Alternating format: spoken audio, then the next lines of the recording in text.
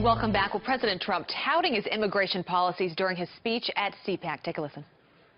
We are getting the bad ones out. These are bad dudes. We're getting the bad ones out. Whether it's drugs or murder or other things, we're getting bad ones out. Those are the ones that go first, and I said it from day one. Basically, all I've done is keep my promise.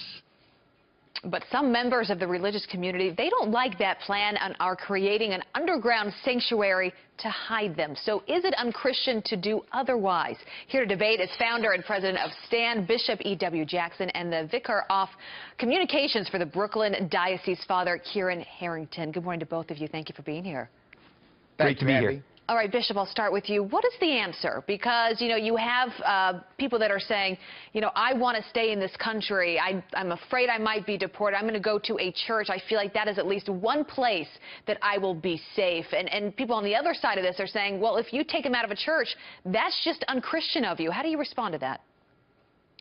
Well, the Bible makes very clear, Abby, that anyone who does not care for his own has denied the faith and is worse than an infidel.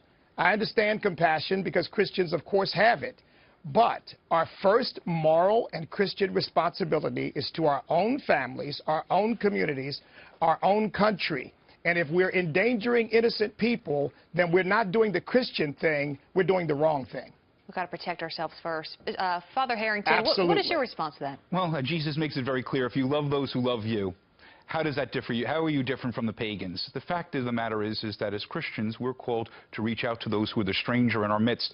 The Scriptures are throughout the Scriptures, whether the Old Testament or the New Testament, are very clear about the responsibilities of people of faith to the alien in their midst. Now, listen, there's a big difference between somebody who has moral turpitude when they've committed a crime. In other words, someone who's raped somebody or someone who has killed somebody versus somebody who's violated the law by driving without a license. I think there are different categories, and that's what people of faith are concerned about. Well, and that's what President Trump is saying, though, Bishop. He's saying, what I'm doing is getting out the bad people. I'm just following through with many of the laws that have already been on the books. You compare that to presidents before, and President Obama often called the deporter-in-chief. About 3 million people got out of this country. President Bush, about 2 million of them. Clinton, nearly 900,000. Yet it seems like this is the first time many in the media are even reporting about this.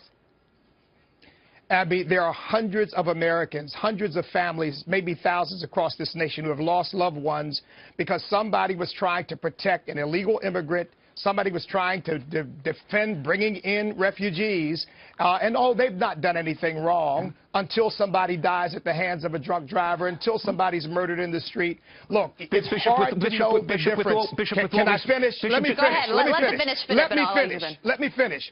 It is very difficult to know the difference, and one thing I would suggest to the Monsignor and to every Christian out there, obey the law. Yeah, absolutely. And then you don't have to make the distinction. Bishop, here's the thing. I absolutely agree with you. Obey the law. But here's the fact is in our country, there's been a lot of gun violence. Does that mean we say, let's stop selling any guns? Of course we don't say that. So the fact is, let's have a reasonable reaction. No one here is criticizing the requirements of the government. In fact, the responsibility of the government to protect its citizens. At the same time, as a person of faith, my responsibility is to respond to somebody who's in need. And that means that if someone is in need of a glass of water, someone's in need of clothing, someone's in need of shelter, that's my responsibility. That's yours as well. So if a murderer needs a glass of water, bring him into my home among my wife and children. I didn't say that. Monsignor, we've got to use well, that's what you're suggesting. We've got to use some common sense. I do want to get back though to the church being a safe place to be. And just last word here, Father, if someone is here illegally, if they've committed a crime,